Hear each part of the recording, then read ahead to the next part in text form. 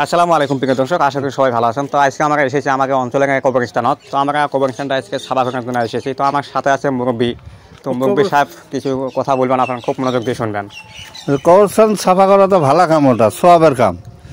যুবকগুলো আসছে, যদি করো সাফা করো, ওটা ভালো হবে ওটা। আর কি তো এইটুকু আর কি, আপনারা সবাই সাথে থাকেন, পাশে থাকেন, আর ভিডিওটা সম্পূর্ণ দেখবেন। আর ভিডিওটা বেশি বেশি করে শেয়ার করে দেবেন, যাতে অন্য মানুষের দেখতে পায়, যাতে অন্য এলাকায় যদি কবরস্থান থাকে সবাই যাতে সাফা করে।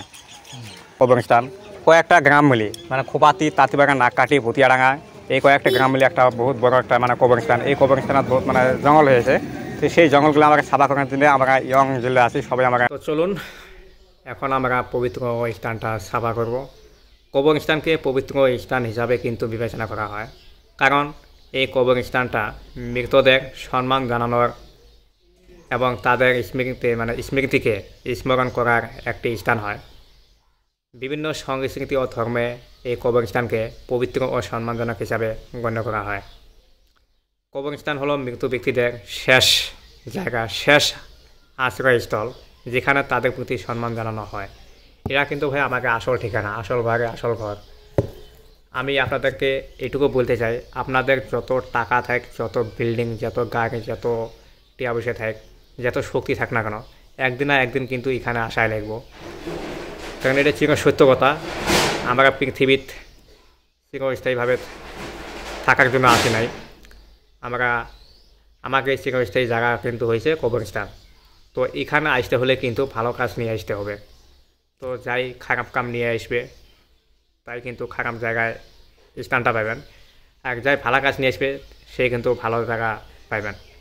তো তাই বলছি ভাই, মাটির উপরে যত ভালো কাজ করবেন, মাটির নিচে তত ভালো থাকবেন। মাটির উপরে যত ভালো কাজ করবেন, মাটির নিচে কিন্তু তত ভালো থাকবেন। তো আমি এটুকু বলতে চাই, আপনারা কোন গ্রাম থেকে ভিডিওগুলো দেখে আসেন। তো আমাকে এই ধরনের ভিডিওগুলো দেখে যদি ভালো লাগে, অবশ্যই লাইক, কমেন্ট, শেয়ার করবেন।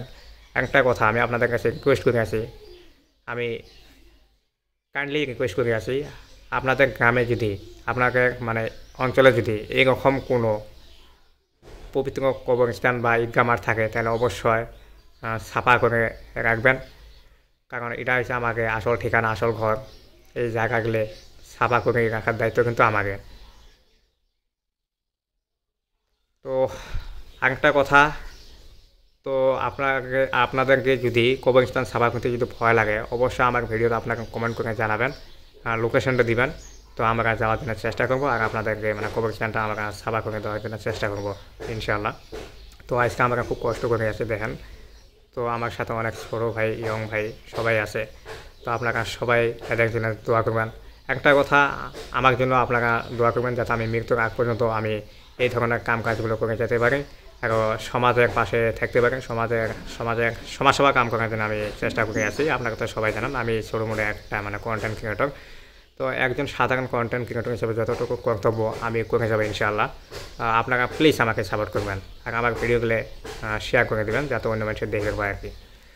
তো ফাইনালি গাইস, কবরস্থানটা সাফা করা হলো। তো এই ধরনের ভিডিওগুলো দেখে যদি ভালো লাগে, অবশ্যই লাইক, একটা কমেন্ট, একটা শেয়ার করে দেবেন। আর আপনারা কোন গ্রাম থেকে ভিডিওগুলো দেখে আসেন, অবশ্যই কমেন্ট করে জানাবেন। আর আপনাদের গ্রামে যদি এখন কোনো কবরস্থান থাকে, প্লিজ ভাই আপনারা সবাই মিলে গেলে কবরস্থানটা সাফা করে রাখবেন। কারণ এটা হচ্ছে আমারই কর্তব্য, এটা সরকারের কোনো দায়িত্ব নয় যে সরকারের মানুষ এসে আমাকে এই কবরস্থানগুলো সাফা করে দিয়ে যাবো। এটা অ্যাকচুয়ালি এটা কিন্তু আমাকে দায়িত্ব, তাই আমরা নিজে নিজের দায়িত্বগুলো পালন করি। তো আজকের ভিডিও যদি ভালো লাগে, অবশ্যই শেয়ার করে দেবেন। তো আজকের জন্য বাই বাই, খুদা হাফিজ।